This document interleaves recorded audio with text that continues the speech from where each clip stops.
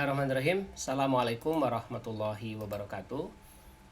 Waalaikumsalam. Waalaikumsalam warahmatullahi wabarakatuh. Salam sejahtera untuk kita semua. Bapak Ibu, kita akan masuk ke sesi kita yang ketiga. Judul sesi kita yang ketiga ini adalah manajemen berbasis kinerja. Manajemen kinerja berbasis KPI. Jadi setelah kita melewati dua fase sebelumnya, ya, kita menyusun struktur organisasi dan job desk di pertemuan kita pertama. Kemudian yang kedua kita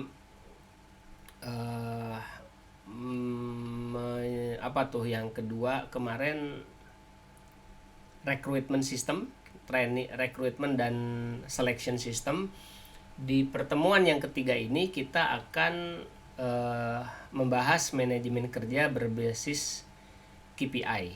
Ya, saya sudah siapkan slide-nya untuk teman-teman sekalian. Saya izin sharekan. Jadi apa sih yang dimaksud dengan manajemen kinerja dan kenapa manajemen kinerja ini penting untuk kita bahas? Ya. Jadi sebetulnya inti dari manajemen SDM itu adalah manajemen kinerja. Jadi kalau kita bicara terkait dengan tujuan utama dari adanya manajemen kinerja ini, dari manajemen SDM ini, tujuan utamanya ya tiada lain dan tiada bukan adalah untuk mengelola kinerja. Jadi orang yang bekerja itu belum tentu berkinerja. Jadi bisa jadi dia setiap hari punya aktivitas, punya pekerjaan, punya kesibukan, tetapi tidak berdampak kepada tujuan perusahaan. Nah, kita bahas dulu apa itu kinerja. Jadi kinerja itu beda dengan kerja. Kalau kerja adalah orang melakukan sesuatu, tapi kalau kinerja adalah orang menghasilkan sesuatu. Nah, sebelum seseorang itu menghasilkan sesuatu, maka harus ada alat ukur terlebih dahulu apa hasil yang diharapkan. Maka disitulah kemudian ada yang namanya kinerja. Jadi kinerja sendiri pengertiannya adalah hasil atau tingkatan keberhasilan seseorang secara keseluruhan. Berarti nanti tidak hanya satu faktor atau dua indikator saja, tapi semua indikator yang akan kita buat nanti dalam bentuk KPI selama periode tertentu, ya. Berarti ada indikator-indikatornya, ada ukurannya gitu maksudnya. Dan tidak hanya satu yang kita pakai sebagai indikator keberhasilan. Yang kedua, ada satuan periode waktunya. Nah, biasanya ditetapkan untuk 1 tahun ke depan sebagai dampak dari melakukan sesuatu atau menjalankan tugas tertentu, atau sebagai dampak dari dia bekerja. Jadi pekerjaan yang dia lakukan itu harus ada ukuran keberhasilannya. Nah, dibandingkan dengan apa? Dibandingkan dengan standar hasil kerja, target atau sasaran atau kriteria yang telah ditentukan terlebih dahulu. Jadi kita tidak mungkin bisa mengukur kinerja seseorang sementara kita sendiri tidak punya ukurannya, apakah seseorang itu berkinerja baik atau tidak. Kalau kita tidak menetapkan sebuah ukuran kinerja, maka setiap orang akan mengaku bahwa dirinya itu bekerja dan berkinerja, gitu. Nah, bisa jadi di situ akan jadi konflik. Menurut kita dia belum menunjukkan kerja yang bagus, tapi menurut orang tersebut menganggap bahwa dirinya sudah bekerja. Karena beda persepsi, bahkan mungkin beda sudut pandang atau beda ukurannya. Nah, gitu ya. Jadi pastikan kita itu harus punya alat ukur kinerjanya. Misalnya tadi kita ambil contoh sebelum kita membuka kelas ini, ada pekerjaan dari CS. Pekerjaan itu adalah misalkan salah satu tanggung jawabnya adalah terwujudnya closing. Nah, closing itu berapa? Dalam 1 bulan itu rata-rata harus bisa meng-closing berapa persen dari total leads yang masuk misalnya. Gitu. 1 itu kira-kira kerjanya bagus nggak? Nah, mungkin ada orang bilang ini kan saya bisa closing nih 2 orang. Terus kita bilang ya kalau 2 orang mas semua orang juga bisa. Maksud saya tuh setidaknya bisa closing 10 orang. Nah, ini karena berarti tidak ada pembanding. menurut dia 2 itu udah bagus, menurut kita 10 itu baru dikatakan bagus. Nah, makanya harus ada indikator yang ditentukan terlebih dahulu sehingga antara orang yang diberikan pekerjaan atau yang memberikan pekerjaan itu punya persepsi yang sama terkait dengan hasil-hasil kerja seseorang. Gitu ya. Baik, jadi sekali lagi kinerja adalah hasil atau tingkatan keberhasilan seseorang dibandingkan dengan target-target yang sudah ditetapkan. Biasanya targetnya itu yang ditetapkan adalah dalam kurun waktu 1 tahun gitu. Baik, nah hari ini yang kita bahas adalah manajemen kinerja berbasis KPI ya. Jadi kita ada menyusun Key Performance Indicator. Nah, sebelum kita masuk ke KPI-nya, kita perlu tahu dulu ya. Dalam manajemen kinerja itu sebetulnya ada siklus. Jadi tidak hanya sebatas menyusun target-target, tetapi yang dimaksud dengan manajemen kinerja itu juga di dalamnya adalah memberikan bimbingan dan pendampingan. Dan juga ada penilaian secara berkala, bisa 3 bulanan, bisa 6 bulanan gitu. Tapi jangan setahun sekali gitu. Ya, jadi dengan ada menetapkan target, kemudian setelah target ditetapkan dan disetujui, masuk ke tahapan berikutnya adalah ada bimbingan. Berarti kan dia mulai mengerjakan pekerjaan dan kita melakukan sebuah bimbingan, pengawasan, termasuk juga pendampingan, coaching, training, itu masuk ke dalam kategori bimbingan kinerja sebetulnya. Nah, nanti di akhir periode atau di periode tertentu, bisa kuarteran atau semesteran, itu kita melakukan penilaian kinerja untuk membandingkan apakah capaian-capaian dia itu tuh mendekati target atau tidak, atau sesuai target atau tidak gitu. Jadi tidak di loss begitu aja, orang kerja sesukanya dia kemudian tidak ada target-target yang kita tetapkan.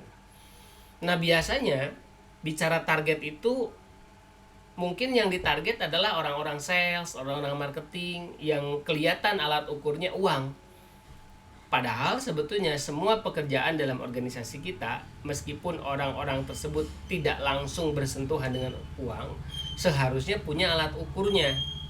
Nah, hari ini akan kita coba membahas itu. Jadi hari ini paling tidak kita akan membahas 2 saja dari siklus manajemen kinerja ini. 1 kaitannya dengan menetapkan sasaran kinerja, kita pakai Key Performance Indicator. Dan yang kedua adalah bagaimana menggunakan evaluasi dan penilaian kinerja atas penetapan sasaran kinerja yang sudah kita tetapkan itu. Ya, kalau pengawasan dan lain sebagainya kita tidak bahas di sini karena itu menjadi bagian yang bukan areanya dari HR sebetulnya. Pengawasan itu ada di level leadership. Jadi mungkin teman-teman nanti bisa mempelajari kelas kita yang lain, terutama di kelas tentang leadership. Baik, ya itu kurang lebih sebagai langkah awalnya. Nah, sekarang kenapa kita perlu ada alat ukur, ya? Nah, mengutip dari kalimatnya Peter Drucker itu adalah pakar manajemen. Dia bilang, you can improve what you can manage. Kita tidak bisa meningkatkan sesuatu yang tidak bisa kita kelola. Terus ditambahkan lagi, you can manage what you can measure. Kita tidak bisa mengelola apa yang tidak bisa kita ukur. Nah, kita semua teman-teman sekalian, baik itu mungkin hari ini business owner, ketua yayasan, atau mungkin manajer di dalam sebuah perusahaan, kan tugas kita sebetulnya adalah mengatur gitu ya. Harapannya dari diatur itu kita bisa improve itu ada peningkatan. Dari tahun kemarin penjualan sekian, tahun ini jadi sekian. Dari kemarin customernya sekian, sekarang jadi sekian. Dari tahun kemarin kepuasan pelanggannya sekian, sekarang menjadi sekian. Nah, ini kan inginnya improve. Tapi you can improve what you can manage. Kita tidak bisa mengimprove sesuatu yang tidak bisa kita kelola, atau itu di luar dari kemampuan pengelolaan kita. Nah, you can manage what you can measure. Kita nggak bisa memanage apa yang tidak bisa kita ukur. Apa indikator keberhasilan kita dalam memanage, mengelola itu, kalau bukan ukurannya? Nah, makanya membuat sebuah ukuran itu menjadi sesuatu yang penting buat teman-teman sekalian segera putuskan. Ya, nah disitulah kemudian measurement inilah yang akan kita buat, yang kita sebut sebagai key performance indicator, indikator-indikator yang bisa dijadikan sebagai ukuran keberhasilan apakah kita tuh berhasil mengelola sesuatu atau tidak gitu dalam sebuah bisnis atau dalam sebuah pekerjaan. Oke. Nah, salah satu alat measurement yang kita pakai adalah KPI atau Key Performance Indicator. Sebetulnya banyak alat ukur, tetapi yang paling mudah diimplementasikan ya untuk saat ini menurut saya adalah dengan pendekatan Key Performance Indicator.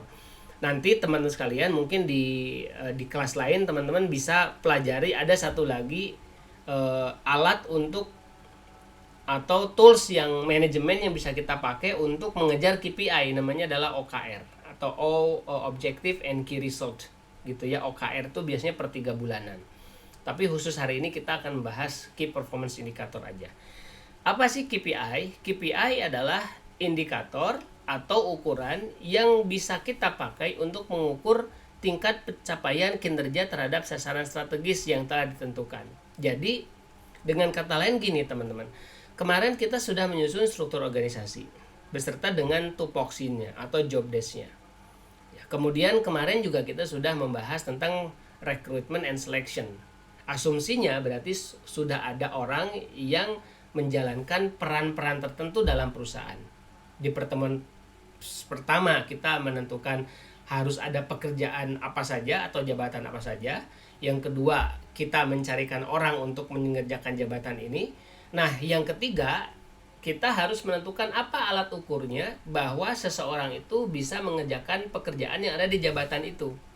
Kalau tadi kita contohnya CS-nya sudah ada nih orangnya yang mengerjakan. Terus apa indikatornya bahwa CS itu kerjanya bagus? Gitu ya. Nah, sebetulnya nanti kita bisa kembangkan dari tanggung jawabnya. KPI ini kita ambil dari tanggung jawab yang ada, teman-teman sekalian. Baik, nanti kalau ada pertanyaan langsung raise hand aja atau langsung diketik aja biar langsung kita follow up dengan jawaban ya, teman-teman. Atau langsung selak juga nggak apa-apa. Nanti kalau tidak ada selakan mungkin saya akan lanjutkan slide per slide-nya. Nah, sekarang kita masuk ke tahapan menyusun KPI-nya, teman-teman. Jadi secara aturan main umum biasanya menyusun KPI itu harus ada sumber utamanya. Apa sumber utamanya? Adalah KPI perusahaan dan KPI dan job desk-nya nomor 1 dan 2 tuh. Jadi perlu bagi kita itu untuk menetapkan terlebih dahulu apa KPI-nya dari perusahaan. Sederhananya apa sih goal yang ingin dicapai oleh perusahaan dalam 1 tahun ke depan ya. Kalau dalam kelas manajemen strategik saya biasanya mengusulkan bikin balance scorecard. Balance scorecard itu 4 perspektif yang ingin dicapai. Misalnya perspektif pertama, berapa target finansial yang mau dicapai oleh perusahaan dalam 1 tahun ke depan. Target finansial itu bisa jadi omset, bisa jadi laba, bisa jadi biaya yang mau kita pakai dalam 1 tahun ke depan. Itu target finansial. Yang kedua, misalnya ada target customer. Berapa banyak customer yang mau kita akuisisi? Berapa customer baru yang mau kita closing, dan berapa customer lama yang harapannya mereka balik lagi misalnya, atau berapa banyak belanja customer baru atau rata-rata berapa banyak belanja per customer, itu berarti perspektif customer ya. Customer system misalnya perspektif internal proses, kira-kira kita ingin memperbaiki proses internal apa nih ya, manajemen bisnis apa yang mau kita kelola misalnya kita ingin membuat SOP tentang tahun ini kita ingin SOP atau prosedur tentang kita ingin punya kurikulum pembelajaran, kita ingin SOP ngajar misalnya. Nah, itu berarti namanya internal proses. Atau yang keempat, nah perspektifnya adalah perspektif SDM. Kita ingin SDM kita rata-rata prestasinya berapa, rata-rata kompetensinya berapa, misalkan rata-rata jam pelatihan dalam setahun berapa. Nah, ini saya sebut dengan namanya KPI perusahaan. Jadi pastilah kita itu sebagai business owner pasti punya target-target atau goal-goal yang ingin kita raih, ingin kita capai dalam 1 tahun ke depan. Itu kita sebut sebagai KPI perusahaan gitu. Nah kemudian yang kedua, kita harus mereview job description. Ya berarti job desk-nya itu harus ada. Tadi sudah dicontohkan tuh sebelum kelas kita mulai, ada contoh job description. Nah di dalam job description itu ada yang namanya tanggung jawab, terpenuhinya, tercapainya. Nah poin-poin tanggung jawab inilah yang nanti akan kita identifikasi ukurannya. Kalau kita bicara di situ misalkan tanggung jawab dari seorang CS itu adalah terwujudnya closing, apa indikator dari tercapainya closing itu?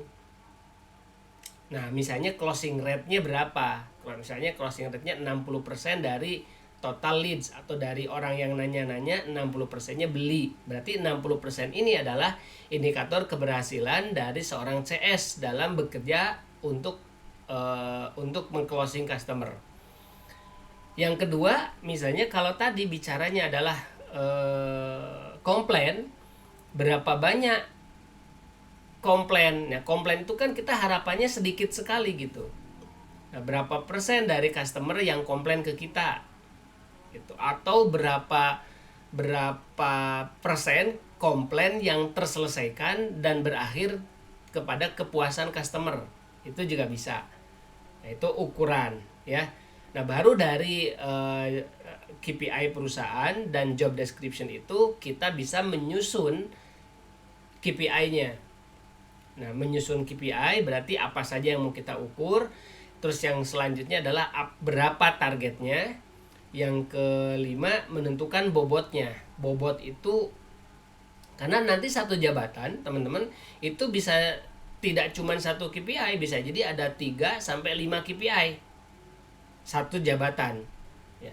Nah 3 sampai 5 KPI ini kan ada 5, katakanlah asumsinya kita punya 5 ini kan pasti ada di bobot mana yang lebih prioritas dibandingkan dengan 4 yang lainnya. Nah diberikan bobot, biasanya dikasih angka 100. Nah 100 itu di split kepada 5 KPI itu. Ada yang kasih 20, ada yang kasih 10, ada yang kasih 30, ada yang kasih 15 dan lain sebagainya, sehingga totalnya bobotnya menjadi 100.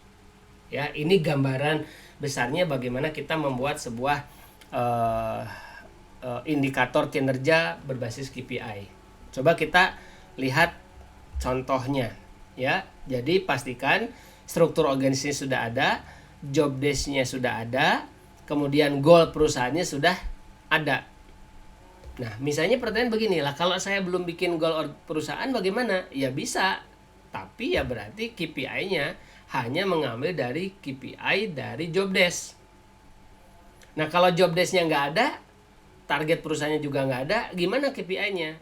Ya bisa juga kita bikin, tapi KPI itu kan tidak menunjukkan keberhasilan bisnis. Gitu. Sifatnya cuma normatif aja. Nah, kita kan berharap adanya KPI itu atau indikator-indikator ukuran itu dalam rangka untuk mensupport tujuan perusahaan. Kan gitu. Tujuan perusahaan ini kan sebetulnya dikerjakan oleh seluruh karyawan. Maka di setiap karyawan itu diberikan targetan tertentu. Ada yang ditarget penjualan, ada yang ditarget biaya, ada yang ditarget kepuasan pelanggan dan lain sebagainya, sehingga keseluruhannya itulah yang menunjukkan keberhasilan, angka-angka keberhasilan dari sebuah perusahaan, teman-teman. Ya, baik. Saya ambil contoh, misalnya teman-teman sekalian menetapkan KPI perusahaan semacam ini. Tahun ini, ya, ini saya nggak ganti tahunnya, misalnya 2024 kita ingin meningkatkan pendapatan dari 3,3 miliar menjadi 5 miliar Desember 2024. Kemudian ingin meningkatkan laba bersih dan ingin menurunkan jumlah komplain. Ini KPI perusahaan. Nanti dari KPI perusahaan itu kan semua KPI ini nanti akan turun.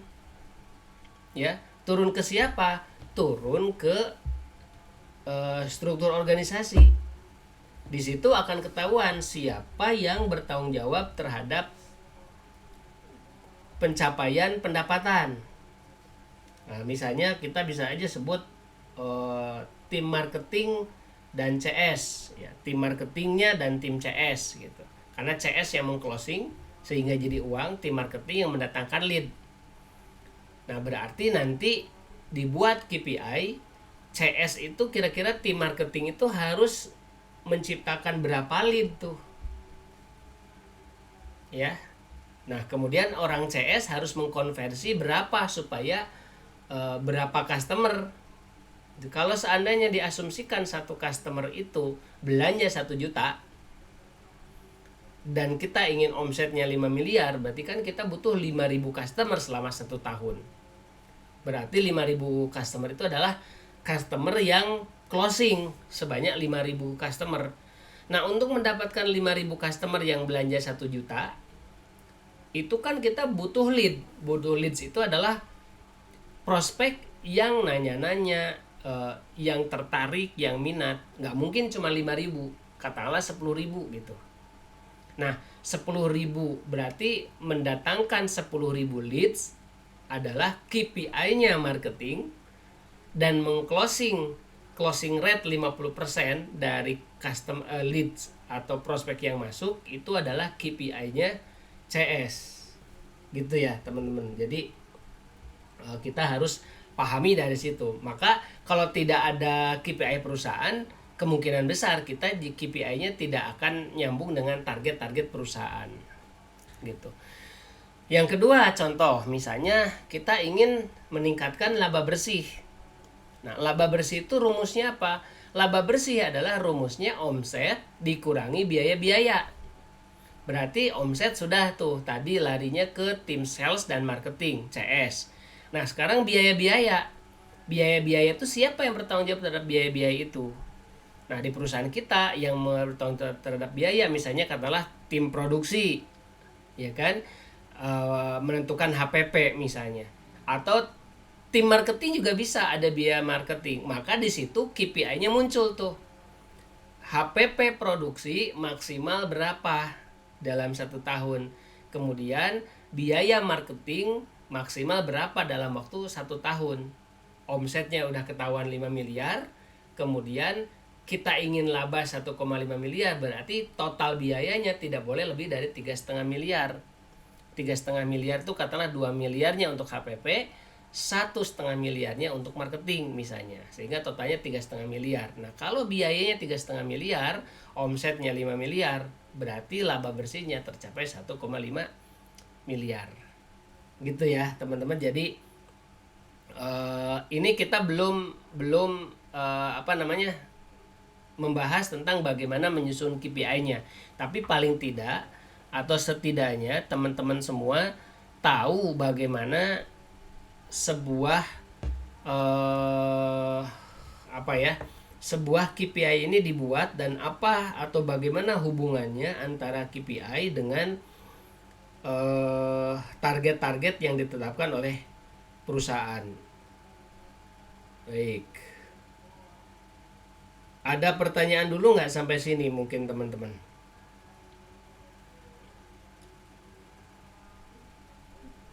Mudah-mudahan bisa dipahami ya, cuman mungkin perlu menelan pelan-pelan, apalagi bagi teman-teman semua yang tidak familiar dengan istilah-istilah semacam ini. Oke. Kalau tidak ada, berarti saya coba lanjutkan dulu. Kita lanjutkan. Ya. Nah, sekarang kita akan mulai membahas tentang KPI secara lebih spesifik. Untuk satu jabatan, ya, dari struktur organisasi yang kita buat, kita itu usahakan jumlah KPI-nya tidak banyak, maksimal 10, ya, rata-rata 7 lah, 5 juga it's okay, atau di bawah 5 juga boleh. Misalnya katakanlah satu jabatan hanya 3 sampai 5 KPI, itu bagus. Kenapa? Ya karena key performance indicator yang penting, indikator-indikator itu menjadi indikator kunci, bukan semua angka dikasihkan ke orang tersebut. Nah, jumlah KPI ini juga dibagi kepada dua bagian, ada 4 sampai 5 KPI dari job desk. Nah, kemudian 2 sampai 3 KPI dari KPI perusahaan. Gitu ya. Tadi sudah saya contohkan. Misalnya kalau dari perusahaan apa gitu. Dari perusahaan tadi kita ingin omsetnya jadi 5 miliar. Nah, 5 miliar ini berarti tanggung jawab siapa? Tanggung jawab CS untuk closing, kemudian orang marketing untuk menciptakan leads. Gitu. Gitu ya. KPI perusahaannya adalah omset, tapi KPI untuk marketing adalah leads. Satu, yang kedua KPI untuk CS adalah closing rate, berapa persen dari lead yang masuk. Nah, ini ngambilnya berarti KPI dari perusahaan tuh yang itu yang saya maksud. Oke. Nah, kemudian ada lagi KPI dari job desk. Nah, job desk itu nanti sumbernya dari mana? Dari tanggung jawab yang sudah teman-teman semua buat di pertemuan kita yang pertama. Kalau ini ngambilnya dari rencana strategis perusahaan, ya, angka-angka rencana strategis. Nah, di sini harusnya teman-teman bisa nyambungin, oh, ternyata itu toh hubungan antara manajemen SDM dengan bisnis, ya. Jadi kan kita ingin ngajak orang dalam perusahaan kita itu harapannya adalah tujuan organisasinya tercapai. Kan sebenarnya kita mengeluhkan kenapa kita ingin rekrut orang tuh karena kita punya target gitu ya. Makanya di situ kita tentukan butuh orang nih untuk mengerjakan pekerjaan-pekerjaan ini, karena pekerjaan-pekerjaan itu akan sangat menentukan keberhasilan pencapaian targetnya. Gitu. Oke. Ya, sampai sini seharusnya sudah bisa kita pahami ya. Kita lanjut ke tahapan berikutnya. Misalnya, ya ini saya ambil contoh. Kalau tadi review dari strategi perusahaan sudah ya saya contohkan. Nah, sekarang bagaimana cara kita mengambil KPI dari tanggung jawab? Coba teman-teman saya ingatkan lagi. Di dalam job desk yang kita buat itu ada satu fungsi utama selain nama jabatan ya. Yang kedua ada yang namanya tanggung jawab. Yang ketiga ada yang namanya wewenang. Yang keempat ada yang namanya job desk. Job desk adalah apa yang dikerjakan, tanggung jawab adalah untuk tujuan apa pekerjaan itu dilakukan. Nah, yang saya contohkan ini adalah 3 contoh tanggung jawab. Misalnya di perusahaan saya itu ada manajer HRD. Manajer HRD kan nama jabatan. Setiap jabatan pasti ada fungsi utama dan tanggung jawab. Nah, di sini saya tuliskan ada 3 tanggung jawab dari manajer HRD. 1, terselenggaranya. Ingat kata kuncinya adalah terselenggaranya rekrutmen untuk memenuhi kebutuhan SDM. Tersedianya SDM yang kompeten. Tercapainya kinerja terbaik karyawan. Jadi adanya HRD ini harapannya bisa mengcover 3 ter ini. Kita punya SDM yang jumlahnya sesuai, kita punya SDM yang kompeten, kita juga punya SDM yang kinerjanya bagus. Tapi ini baru tanggung jawab, belum punya ukurannya. Nah, ukurannya ada di mana? KPI. Ya, jadi kalau kita bertanya, apa dong ukurannya dari sebuah keberhasilan tanggung jawab itu? Kita lihat, ini sama nih. Tanggung jawab pertama, tanggung jawab kedua, tanggung jawab ketiga. Terselenggaranya rekrutmen, apa indikatornya? Ukuran keberhasilannya. Misalnya, waktu untuk proses rekrutmen. Terpenuhinya jumlah kebutuhan pegawai. Ya. Jumlah. Nah, ini jumlah, waktu, ini namanya adalah measure. Betul nggak? Alat ukurnya. Berapa waktunya, berapa jumlahnya. Tadi Peter Drucker masih ingat ya. We can improve what you can manage. You can manage what you can measure. Nah, kan kita ingin mengelola supaya tanggung jawab ini terpenuhi. Maka harus ada measurement, alat ukurnya dulu. Ini kita sebut sebagai ukuran keberhasilan teman-teman sekalian. gitu. Nah, yang kedua, tersedianya SDM yang kompeten. Apa ukurannya SDM yang kompeten itu? Ditunjukkan skor pelatihan pegawai setelah training. Skor pelatihan, dia dikasih post test, angkanya berapa. Terus jumlah jam pelatihan. Ingat, skor juga measurement, jumlah juga measurement. Gitu ya. Tercapainya kinerja terbaik karyawan. Berarti nilai penilaian kinerja, rasio, ini juga measurement. Gitu. Jadi ini yang perlu kita tetapkan dulu, apa measurementnya, alat ukurnya yang mau kita pakai untuk menunjukkan keberhasilan melaksanakan tanggung jawab itu. Nah, teman-teman, kita punya tools ya. Ada tools HRD, nanti juga akan teman-teman akan saya bagikan. Kemarin berarti ada tools recruitment, ada tools psikotes ya. Kemudian nanti juga ada contoh KPI di berbagai departemen dalam perusahaan. Itu kurang lebih ada 30 jenis perusahaan, dan masing-masing perusahaan itu ada contoh 200 sampai 300 KPI nanti yang teman-teman semua bisa pilah dan pilih mana yang sesuai. Jadi nggak usah khawatir lah gitu ya. Tapi nggak saya tunjukkan sekarang, nanti aja mungkin linknya akan di-sharekan oleh Mas Fajar atau tim gitu.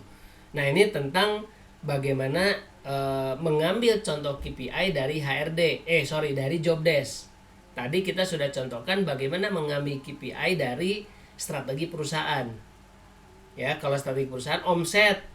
Nah, omset itu dapatnya dari mana? Omset ya dapatnya dari customer yang belanja, dan customer yang belanja itu dari closing rate-nya orang CS, dan closing rate-nya orang CS dari lead yang masuk. Maka berarti lead itu adalah KPI-nya untuk orang marketing, orang advertiser, orang sales.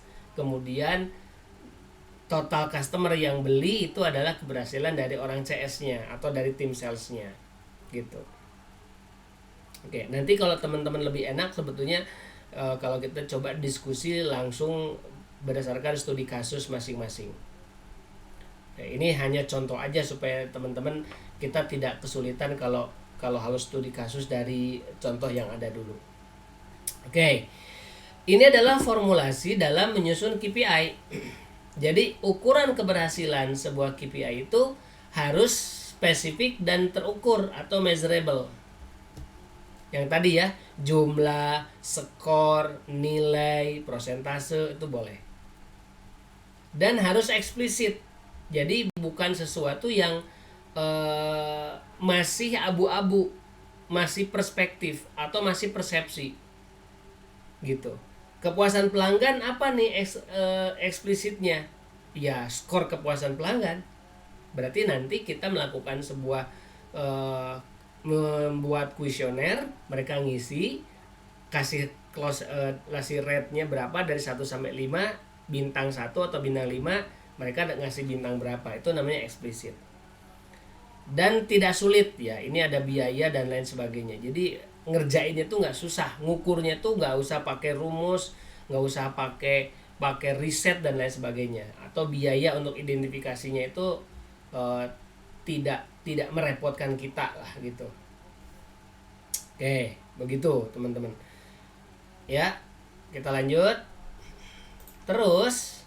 Nah, ini dalam membuat KPI ada beberapa syarat. Pertama, tentu saja harus relevan dengan sasaran strategis. Jadi meskipun nanti teman-teman semua saya akan berikan contoh template KPI, tapi tidak harus semua template itu kita pakai dengan asumsi wah ini kok bagus semua ya.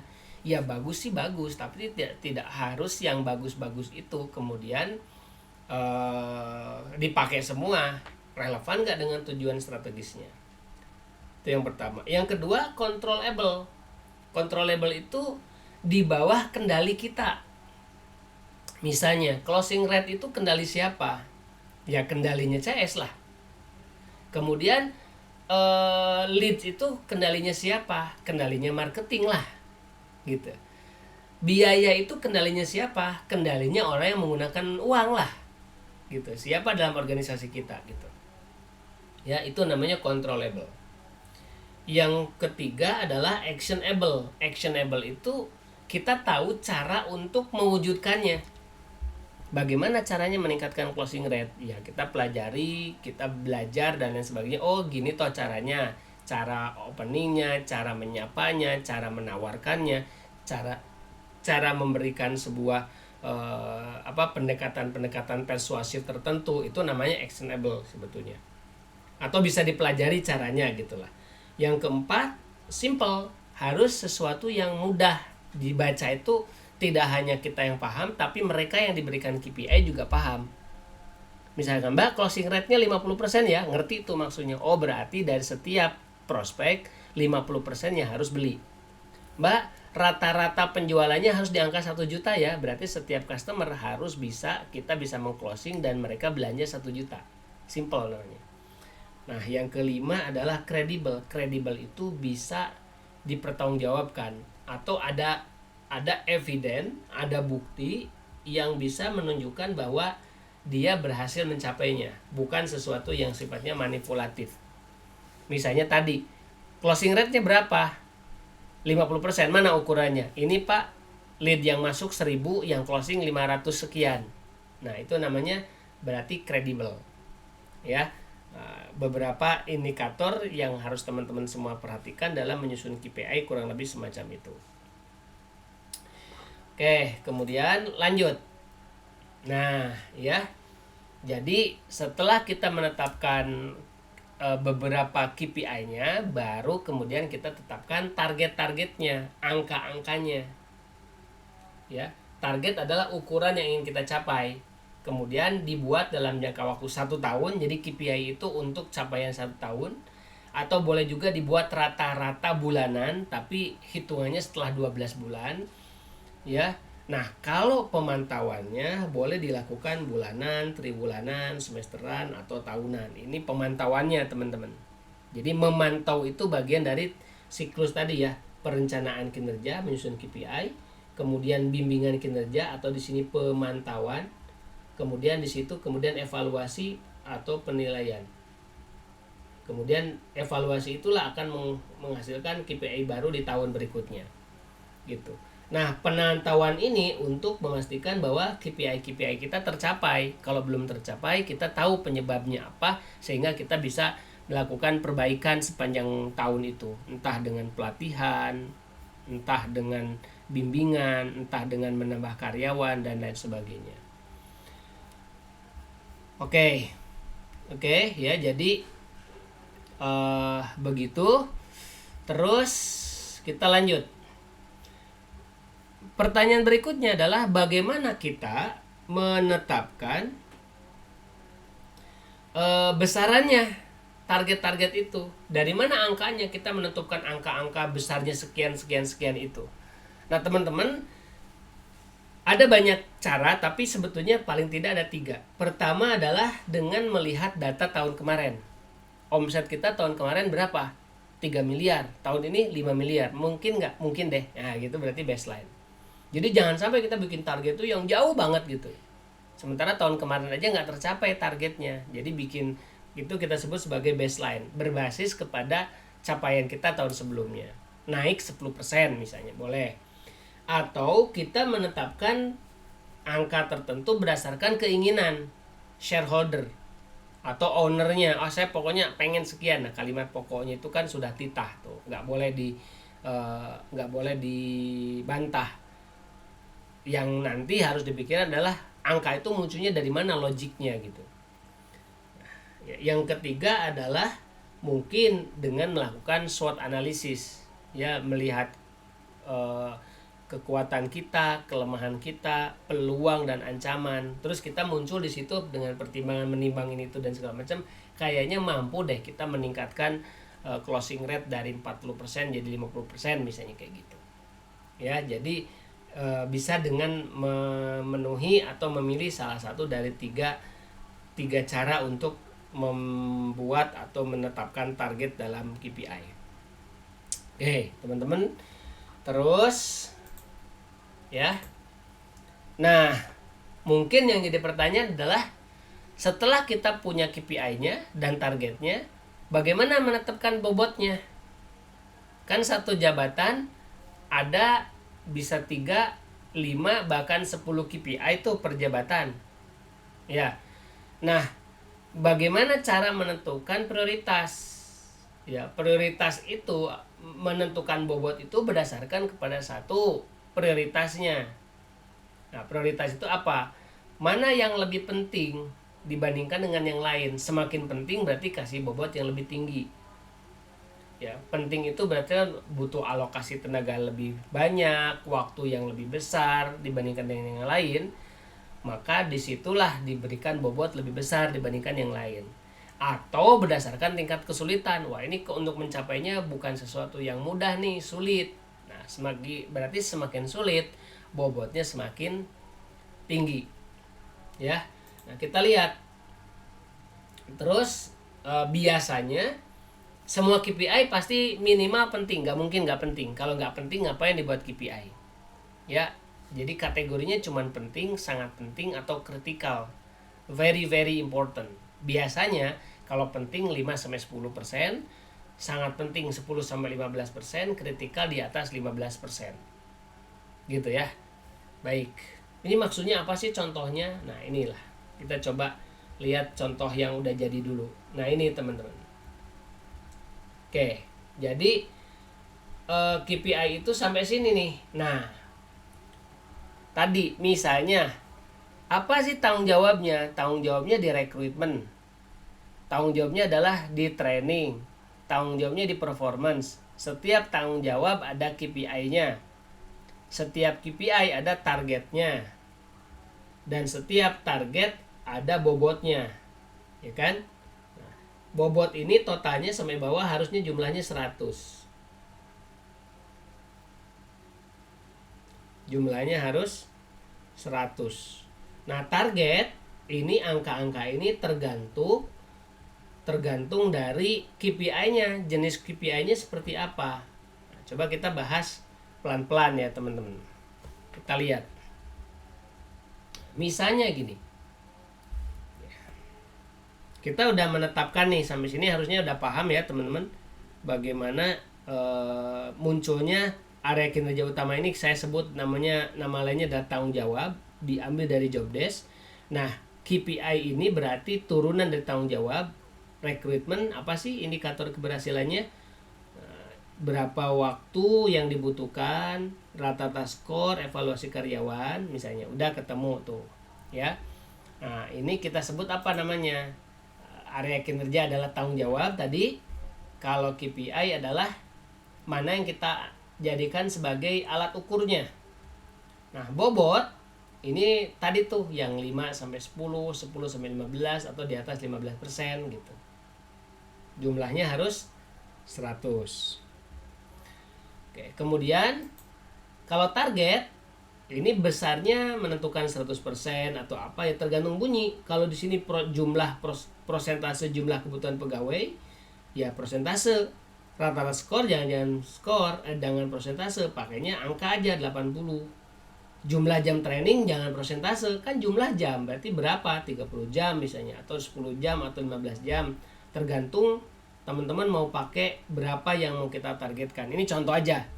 Gitu ya. Kemudian kalau kita bicara return on investment dan lain sebagainya, intinya target-target ini bisa kita tetapkan alat ukurnya masing-masing. Nah, sampai sini baru kemudian sudah selesai sebetulnya. Jadi KPI itu sampai sini aja teman-teman. Ya. Begitu. Nah, kalau bicara realisasi dan skornya yang ini adalah evaluasi penilaiannya. Ya, jadi kita bisa evaluasinya per 3 bulan sekali, per 6 bulan sekali. Itu bisa. Kalau per 6 bulan sekali berarti 2 kali. Kalau per 3 bulan sekali berarti 4 kali menilainya. Gitu. Nah, sampai nanti di realisasi akhir tahun. Ya, di akhir tahun targetnya tercapai nggak? Nah, ini adalah semua capaian di akhir tahun. Maka di situ kita pakai skor, bisa di scoring. Oke, saya udah masuk ke bagian yang terakhir dari penyusunan manajemen kinerja ini ya. Jadi skor akhir itu dari mana rumusnya? Skor akhir adalah realisasi terhadap target, berarti didapatkan dari realisasi per target dikali 100. Kita lihat realisasinya berapa. Realisasinya adalah 90 terhadap target 100, berarti 90. Realisasinya 82 dari target 80, 82 per 80 dapatnya 103. 28 per 30 berarti 93. Nah, ini adalah rumus realisasi yang sifatnya maximize. Maximize itu apa? Target-target yang semakin tinggi semakin bagus. Rumusnya adalah realisasi dibagi target. Tapi ada juga yang rumusnya itu adalah minimize. Semakin sedikit semakin bagus. Contoh, jumlah karyawan yang keluar dalam 1 tahun. Kita kan inginnya lebih sedikit. Targetnya, misalkan targetnya hanya 8, tapi faktanya 10. Berarti rumusnya jangan realisasi dibanding target, karena ini minimize. Rumusnya adalah target dibagi realisasi. 8 per 10, berarti 80% tercapainya.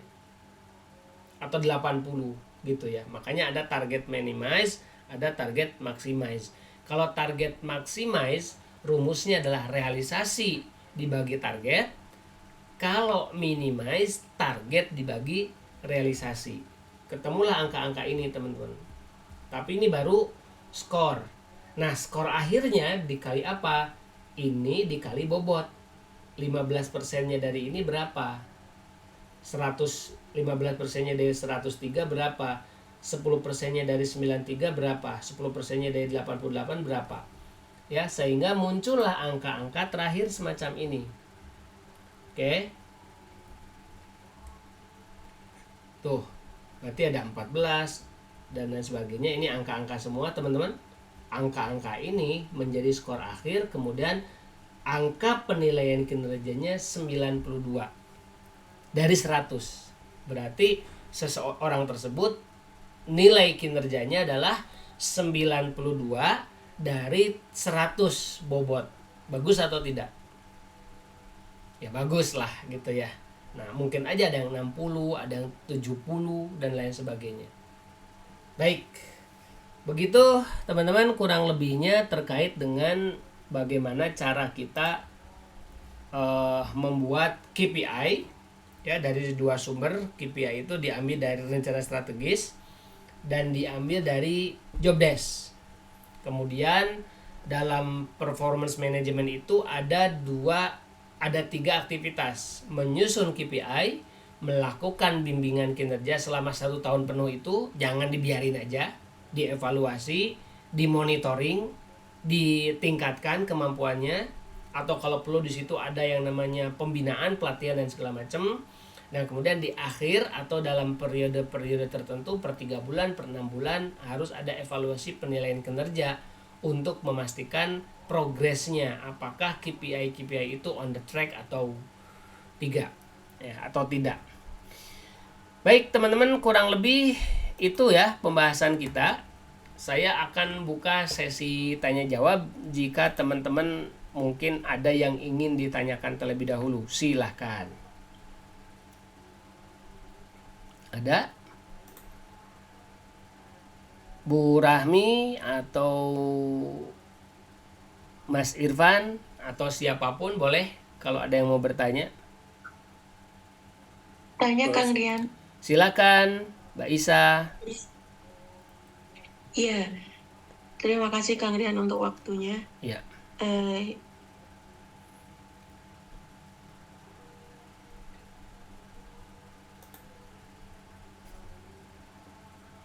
Yang mau saya tanyakan terkait KPI.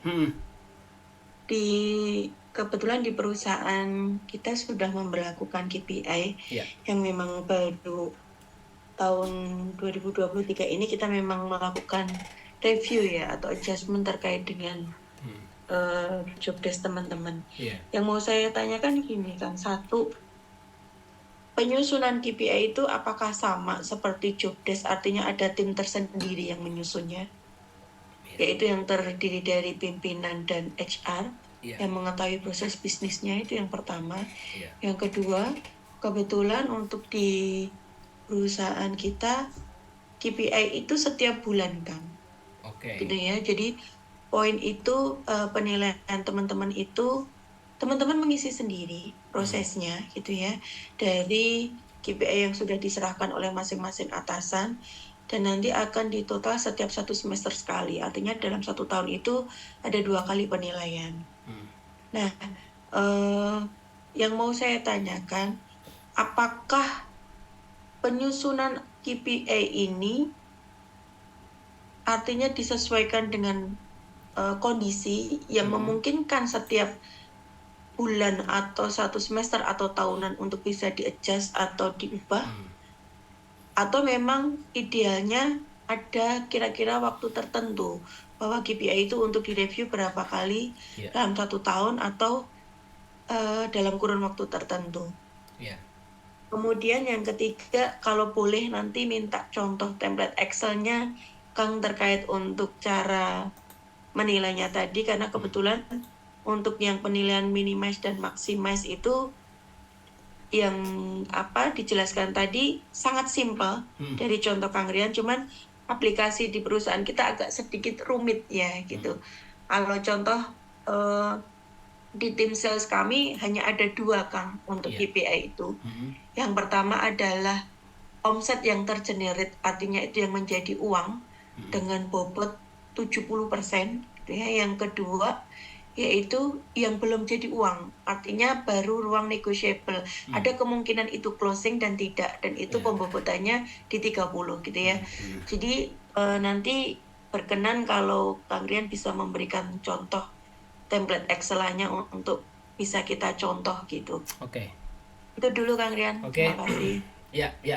Jadi untuk yang terakhir tadi template insya Allah ada yang format Word, ada yang format PDF, ada yang format Excel beserta dengan deskripsinya. Jadi setiap KPI itu ada deskripsinya untuk memudahkan penilaian. Gitu ya. Nanti kalau sempat saya cari filenya, sebetulnya ada di Google Drive, tinggal nanti saya sharekan di grup. Mungkin kalau waktunya memungkinkan nanti saya akan coba tampilkan dulu di sini. Tapi kalaupun toh nanti tidak tertampilkan, nanti bisa dipilih-pilih di link yang akan dibagikan di grup. Kemudian terkait dengan penyusunan KPI. KPI itu siapa yang menyusun? Jadi KPI itu bisa top down dari bawah, dari atasan ke bawah, atau diusulkan dari bawah ke atas. Tetapi yang penting sebetulnya adalah bahwa KPI itu harus relate dengan rencana strategis. Jadi jangan sampai KPI-nya ada, baik itu top down ataupun bottom up, tapi tidak relate dengan job desk dan rencana strategis. Nanti kan aneh misalnya. Karena kecenderungan begini, kalau kita tidak menghubungkan antara KPI dengan rencana strategis, orang-orang akan kecenderungan suka-suka bikin KPI itu berdasarkan kepada cari yang gampang lah, cari yang mudah deh, cari yang memungkinkan saya tercapai deh gitu. Itu padahal sebetulnya perusahaan sudah menetapkan target-target yang itu harus di breakdown atau di roll down menjadi KPI divisi, bahkan sampai kepada individu. Gitu. Jadi bisa saja top down atau bottom up. Prinsipnya yang penting relate dengan tujuan strategis organisasi. Itu. Nah, kemudian KPI itu berarti ujungnya nanti harus ada kesepakatan mau top down ataupun bottom up itu. Artinya kesepakatan itu sama-sama menjadi rencana kinerja atau perjanjian kinerja. Kan ada perjanjian kerja, ada perjanjian kinerja. Jadi kalau bisa ini KPI kami mau dibuat seperti ini, boleh nggak? Ya kalau sama-sama setuju berarti tanda tangan. Berarti tanda tangan itu menunjukkan bahwa antara yang diberikan pekerjaan atau yang ditarget pekerjaan dengan yang memberikan target itu setuju, sama-sama menyetujui KPI tersebut. Nah, kemudian kaitannya dengan penilaian. Kalau saya berprinsip KPI itu selalu jangka panjang 1 tahun, karena memang tujuannya adalah untuk mencapai target perusahaan yang 1 tahunan itu. Tapi bagaimana kalau target perusahaan itu, perusahaan tidak menetapkan target tahunan misalnya, tapi hanya menyusun target bulanan? Ya sudah, berarti KPI-nya jadi target bulanan. Tapi sejauh pengalaman saya, perusahaan itu pasti punya target tahunan lah. Itu nggak mungkin, artinya nggak mungkin bikin rencana bulan ini aja, bulan depan nggak ada yang tahu, kan nggak mungkin gitu. Pasti perusahaan itu akan selalu ada annual meeting. Di dalam annual meeting itu pasti ada rencana tahunan yang mau dicapai.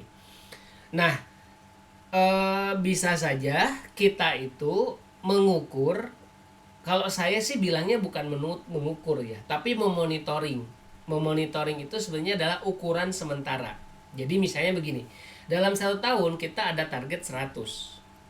Di setiap bulan itu kita boleh membuat sebuah target-target. Jadi misalkan, karena dalam 1 tahun itu kan ada 12 bulan, dan setiap bulan itu ada peak season dan ada low season. Jadi kita tidak mungkin dirata-ratakan 100 dibagi 12, dapatnya misalnya 8 sekian gitu, 8,3%, 8,3-nya dari total 100, kan nggak mungkin. Jualan baju mungkin hanya laku di akhir tahun dan mau menjelang Idul Fitri. Jual makanan juga ada peak season, ada low season. Nah, maka target 1 tahun, tetapi kita bisa membuat sebuah rencana batu loncatan. Jadi setiap bulan itu ada target-target yang sifatnya bulanan dan tidak selalu flat setiap bulan. Itu boleh saja. Tapi kategorinya masuk ke dalam monitoring sebetulnya. Ya, karena sebetulnya target yang 1 tahun itu untuk target bulanan itu untuk mencapai target 1 tahun. Mungkin begitu ya Bu ya, jawaban dari saya. Mudah-mudahan bisa memuaskan. Ya. Oke. Ya kan. Ya. Kebetulan kalau memang KPI di kami memang tahunan, dalam arti annual meeting yang sudah kita planningkan untuk 1 tahun ke depan, target perusahaan 1 tahun ke depan, memang secara teknikal teman-teman diminta untuk mereviewnya setiap bulan, yang akhirnya dikonklusikan setiap 1 semester sekali. Nah, terkait KPI yang dijadikan contoh Kang Rian tadi adalah KPI-nya untuk HR atau SDM. Yeah. Kebetulan kalau ini contoh di pribadi saya ya, kebetulan Kang, itu kalau tadi yang disampaikan hampir tidak ada yang pure benar-benar uraian dari atau tanggung jawab Jodes dari HRD atau SDM. Yeah. Kebetulan di saya ada poin terkait dengan biaya versus realisasi, Kang. Itu sebenarnya dalam cakupan SDM itu ideal nggak dimasukkan komponen itu. Artinya karena di SDM juga ada biaya pegawai yang sudah di-plotting 1 tahun sebelumnya untuk 1 tahun ke depan, rencana 1 tahun ke depan gitu. Artinya itu menjadi salah satu poin di KPI. Nah, itu secara keilmuan atau secara pragmatisnya sebenarnya ideal nggak memasukkan komponen KPI biaya versus realisasi itu. Boleh. Itu kan. Boleh. Jadi tidak harus selalu kaitannya dengan karena tadi contohnya sebetulnya contoh KPI yang diambil dari job desk. Okay. Nah, kalau KPI yang diambil dari target perusahaan, tadi misalnya perusahaan itu membatasi biaya, maka semua yang kena biaya itu atau yang menggunakan biaya itu juga harus memasukkan KPI biaya ke dalam KPI perusahaan kepada divisinya, termasuk tadi misalkan HRD. HRD kan salah satu beban besar dari biaya, apalagi perusahaan jasa itu kan sebenarnya di SDM kan ya. Kalau di perusahaan produksi ya produk, yang kedua SDM. Nah, berarti SDM itu harus punya kemampuan mengendalikan biaya SDM-nya. Nah, masukkan itu ke dalam KPI. Nanti berarti perhitungannya adalah realisasinya, kesesuaian antara budgeting dengan realisasinya, kan gitu. Boleh. Itu dulu Kang. Terima kasih. Siap. Baik Bapak Ibu, sambil nunggu yang lain, ini saya tunjukkan ya, ada beberapa KPI, contoh KPI ini yang versi PDF nih. 300 KPI lengkap untuk 25 departemen. Ada asuransi, consumer good, developer, fashion, hotel, konstruksi, dan lain sebagainya.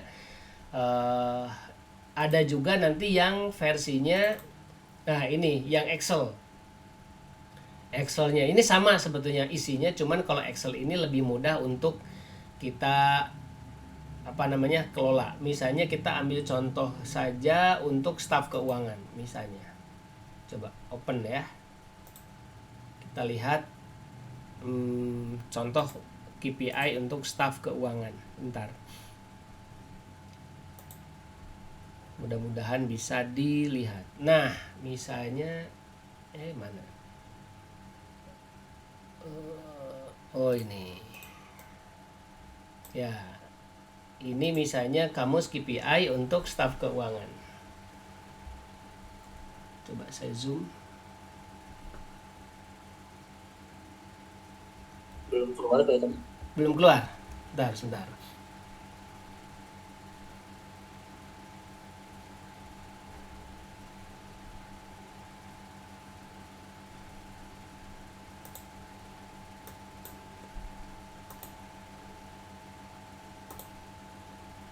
Nah, ini nih Microsoft Excel.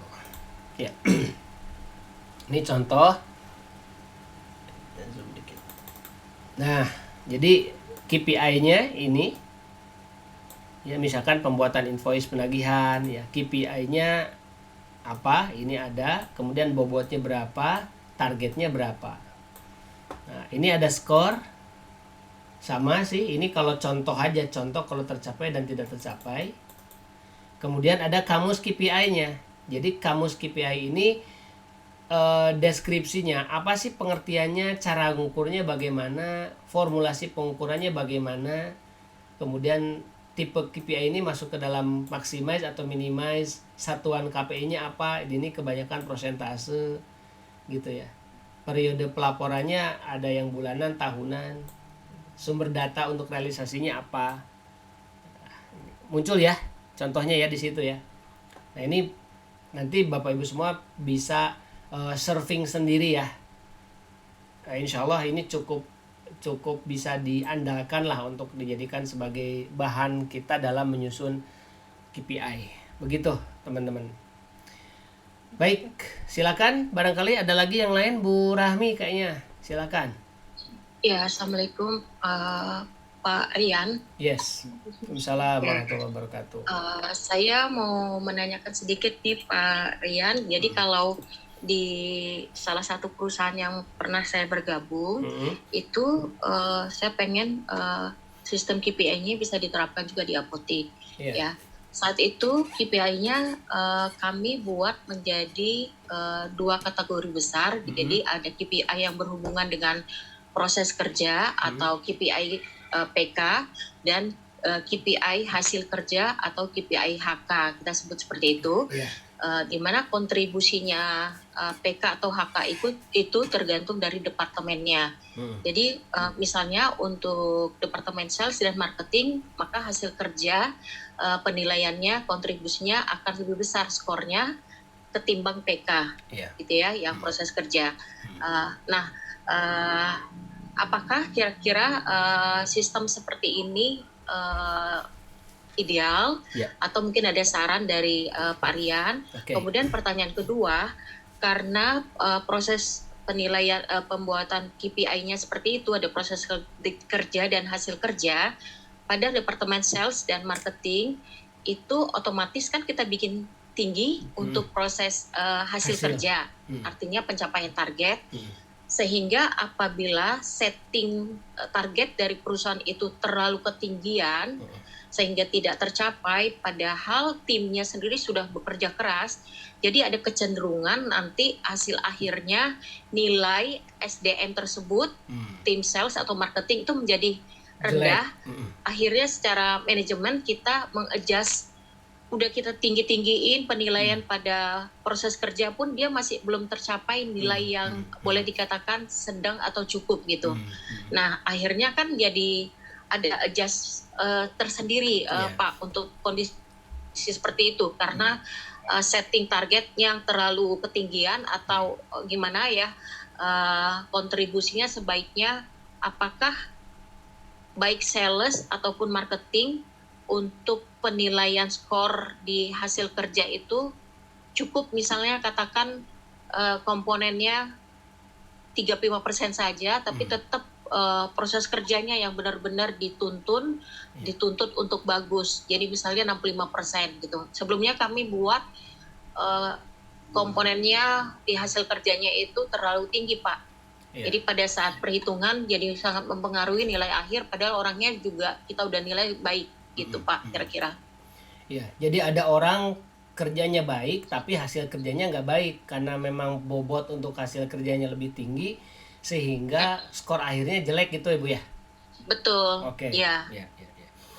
Baik, saya coba bahas ya. Jadi teman-teman sekalian, kalau perusahaan kita sudah kompleks, maka sebetulnya KPI itu tidak berdasarkan kepada hasil, tetapi juga ada proses seperti tadi yang disampaikan oleh Bu Rahmi.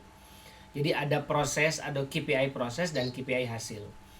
Contoh KPI proses itu berapa kali CS itu harus memfollow up prospek, itu adalah proses. Nah kemudian berapa conversion rate dari prospek yang closing, itu adalah KPI hasil. Jadi kalau proses menghitung prosesnya, kalau hasil menghitung hasil pekerjaannya. Nah itu dua-duanya bisa dipakai. Kalau di UMKM menurut saya cukup di hasil dulu, tapi kalau kita sudah mau lebih detail dengan prosesnya juga bisa. Kalau saya sendiri termasuk orang yang menggunakan proses itu tidak dimasukkan ke dalam KPI, tapi itu masuknya ke dalam norm, sesuatu yang sudah menjadi sebuah template, gitu, norm maksudnya. Jadi tidak masuk ke dalam KPI, tapi masuknya ke dalam norm. Tapi mau dimasukkan juga it's okay, nggak masalah. Nah, kemudian persoalan bobot. Persoalan bobotnya bagaimana? Ada perusahaan yang memang memberikan bobot hasil lebih tinggi daripada prosesnya. Karena mereka tergantung budaya perusahaan yang mau dibangun. Kalau perusahaannya budaya adalah budaya market, dengan asumsi bodoh amat dengan proses, yang penting hasil sesuai, maka biasanya ngasih bobot yang lebih banyak terhadap hasil. Tapi ada juga perusahaan yang dia itu budayanya adalah budaya proses, artinya memang berasumsi begini, proses tidak mengkhianati hasil, kebalik ya, hasil tidak mengkhianati proses. Nah misalnya intinya gini, kita yakin bahwa kalau prosesnya benar, hasil akhirnya pasti benar. Nah maka di situ boleh saja kita memberikan bobot KPI proses lebih banyak, misalkan 60 atau 65%. Itu juga boleh, gitu ya. Jadi prinsipnya Bu, boleh manapun, yang penting adalah budaya perusahaan yang mau dibangun yang seperti apa gitu. Kalau kita misalnya budaya itu kan ada 4 tuh, ada budaya market, ada budaya budaya adhokrasi dan lain sebagainya.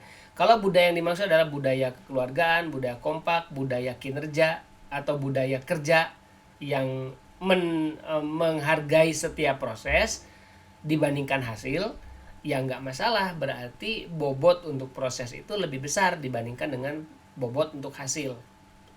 Begitu kurang lebihnya. Jadi tidak ada patokan, karena tiap perusahaan pasti punya budaya masing-masing. Gitu Bu Rami ya? Ya oke. Jadi artinya secara prinsip penilaian kualitatif dan kuantitatif kan ya Pak? Iya betul. Jadi dengan kata lain seperti ini berarti tergantung budaya perusahaannya. Betul. Mau lebih ke proses, mungkin lebih penilaian kualitatifnya harus lebih ideal. Yeah. Kuantitatif nanti pastinya mengikuti kalau prosesnya baik. Gitu bisa. Betul. Begitu mungkin ya Pak? Iya. Termasuk ada satu lagi selain dari proses dan hasil, kompetensi. Jadi KPI kompetensi juga masuk. Misalnya katakanlah skor kompetensi. Berarti kan kalau ada skor kompetensi, kita juga menghargai keterampilan atau kompetensi seseorang. Gitu. Ya, oke, baik. Okay. Terima kasih, Pak. Baik, sama-sama Bu Rahmi. Yang lain barangkali setelah Bu Rahmi, siapa lagi? Saya, Pak. Silakan. Ya, Irfan. Jadi saya di tempat saya belum menggunakan KPI. Jadi memang apa namanya tuh dia buta lah soal KPI. Iya. Ini mungkin pertanyaannya walau mungkin terlalu sederhana atau gimana ya. Tapi kalau tadi siapa yang membuat ya? Kalau saya pertanyaan siapa yang nge-track KPI itu? Gitu, bahwa ini kan misalnya tadi di yang kursus tadi itu ada beberapa orang. Apakah tadi manajer LKP-nya itu yang ngecekin KPI ini misalnya bulan ini ataukah per berapa bulan kan, misalkan terpenuhi sekian gitu ya. Jadi dia selalu mengukur ke bawahannya atau misalnya seharusnya kan kalau saran dari Bapak sudah ada HRD kah yang mengukur nge-track ya atau kan malah si karyawannya sendiri yang bikin catatan gitu tentang apa saja yang dia sudah kerjakan.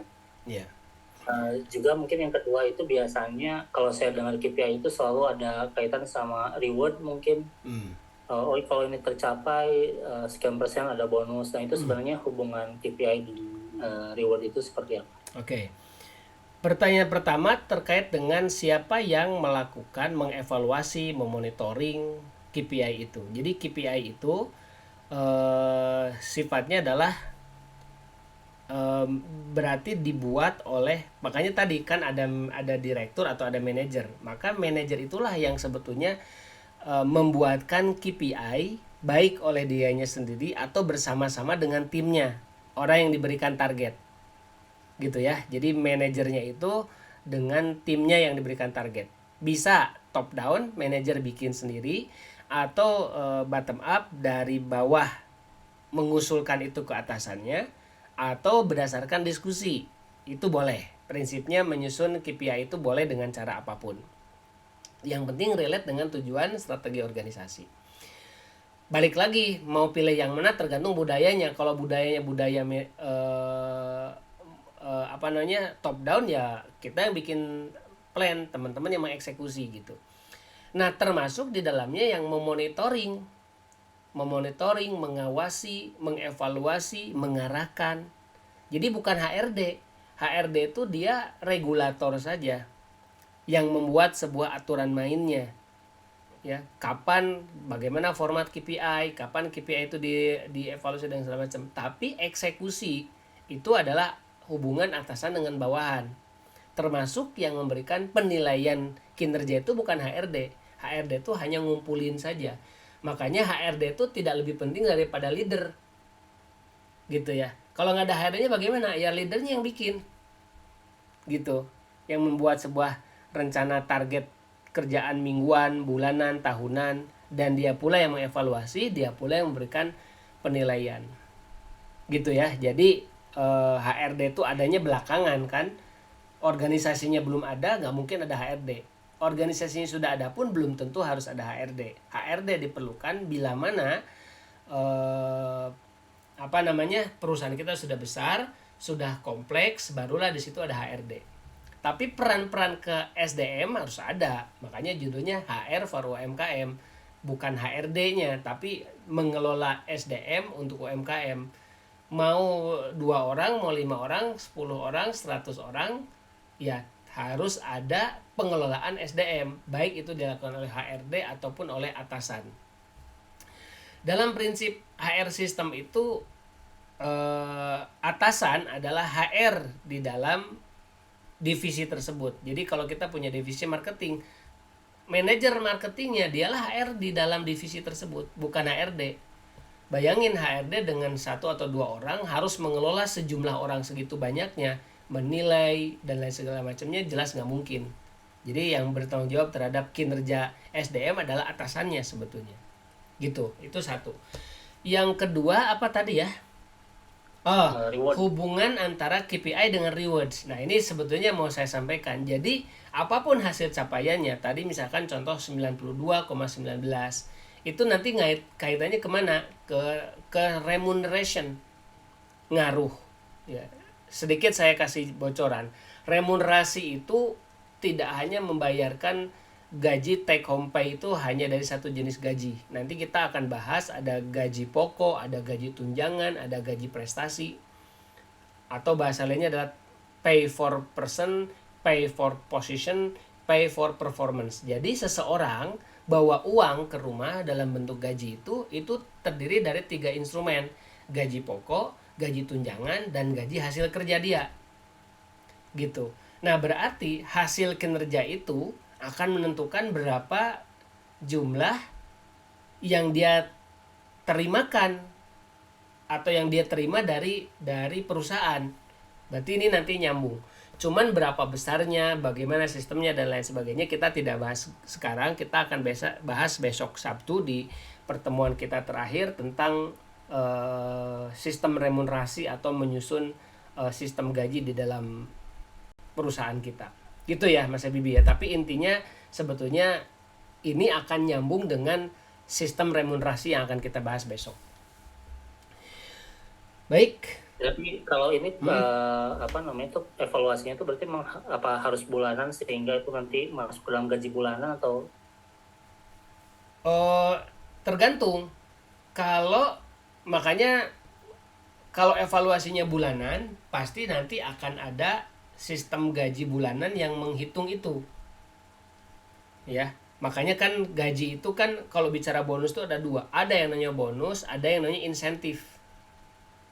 Nah, insentif itu dibayar bulanan, bonus yang dibayar bulanan. Tapi kalau bonus itu biasanya dibayar 6 bulanan atau 1 tahun sekali. Gitu. Gitu ya.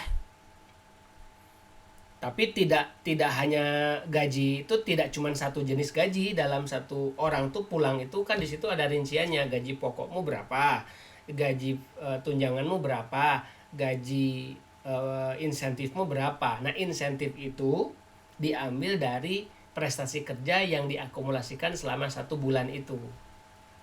Gitu. Nah, angka-angkanya besok aja kita bahasnya. Biar lebih runtut. Baik, Bapak Ibu, saya kira mungkin untuk sementara kita sampai situ dulu ya. Paling tidak kita sudah bisa merinci apa itu KPI, bagaimana cara menyusunnya, bagaimana menetapkan targetnya, bagaimana menetapkan bobotnya, sampai kepada menghitung perhitungan skor akhirnya untuk menentukan apakah performance tim kita itu baik atau tidak. Mudah-mudahan bisa dipahami. Kalau belum dipahami nanti silahkan diputar ulang video rekamannya. Dan besok insya Allah di waktu yang sama jam 8 kita akan membahas remuneration ya. Cara kita menyusun struktur dan skala upah di perusahaan kita. Mudah-mudahan bisa dipahami dan terima kasih atas perhatiannya. Saya tutup. Wabillahi taufiq wal hidayah. Assalamualaikum warahmatullahi wabarakatuh. Pak Rian, Pak Fazal. Terima kasih. Terima kasih.